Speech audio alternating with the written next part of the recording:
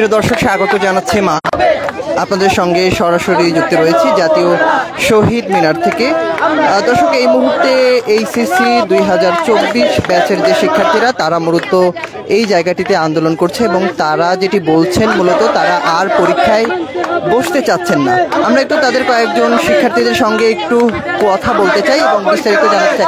একটু আপনাদের সঙ্গে কথা বলি, আপনারা আসলে কি দাবি নিয়ে বসেছেন এখানে? আপনারা ইতিমধ্যে জানেন যে আমরা 700 মার্কের পরীক্ষা দিয়েছি ইতিমধ্যে আন্দোলনের আগে, ছাত্র আন্দোলনের আগে।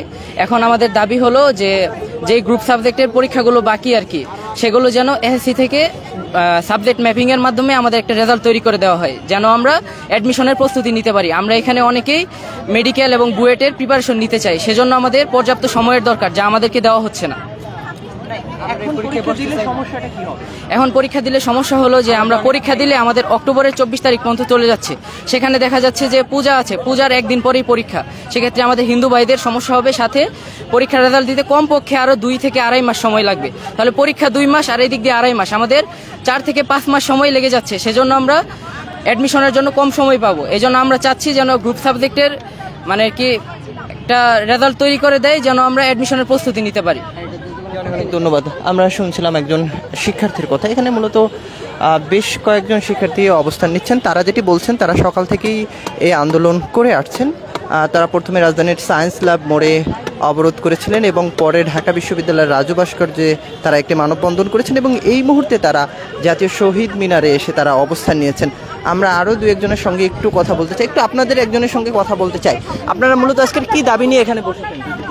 আমরা চাই সাবজেক্ট ম্যাপিং এর মাধ্যমে আমাদের রেজাল্টটা প্রকাশ হয়ে যাক তাড়াতাড়ি, কারণ আমরা আর সময় অপচয় করতে চাচ্ছি না। অ্যাডমিশনের জন্য আমাদের সময়ের ঘাটতি পড়ছে এবং তারা বলেছে অ্যাডমিশনের জন্য আমাদের সময় দেবে না। আমরা যদি এইভাবে এক্সাম দিতে থাকি 2 মাস, আরও রেজাল্ট বের হতে হতে আরও 2 মাস, মানে এখানে মোটামুটি 6-7 মাসের মতন যদি লেগে যায়, তাহলে আমরা অ্যাডমিশনের জন্য সময় অনেক কম পাবো, যেটা আমাদের ক্ষতি হবে।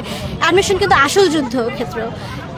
এইচএসসি নাম্বারটা যদি আমরা কি অটোপাস চাচ্ছি, আমরা কিন্তু অটোপাস চাচ্ছি না। আমরা অলরেডি এক্সাম দিয়েছি এবং যে বাকি যে এক্সামগুলো দেই নাই সেগুলো আমরা চাচ্ছি এসএসসি থেকে নিয়ে সাবজেক্ট ম্যাপিং করা হোক। পরীক্ষা দিলে সমস্যা কি হবে?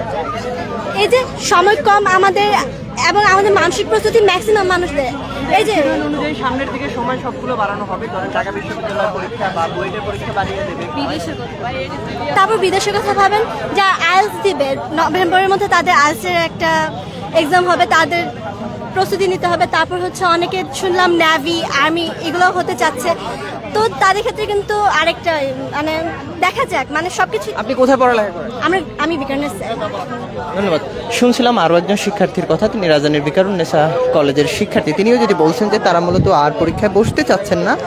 তারা চাচ্ছেন যে বাকি যেগুলো পরীক্ষা বা সাবজেক্টের পরীক্ষা রয়েছে সেগুলো যাতে সাবজেক্ট ম্যাপিংয়ের মাধ্যমে এসএসসি পরীক্ষার যে সাবজেক্টে পরীক্ষা দিয়েছিলেন তার ভিত্তিতে যাতে তাদের ফলাফল দেওয়া হয়।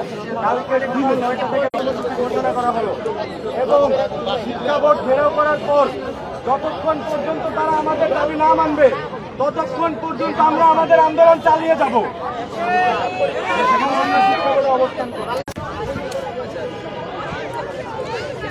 দর্শক, এই ছিল জাতীয় শহীদ মিনার এরিয়া থেকে শিক্ষার্থীদের যে আন্দোলন তার সর্বশেষ।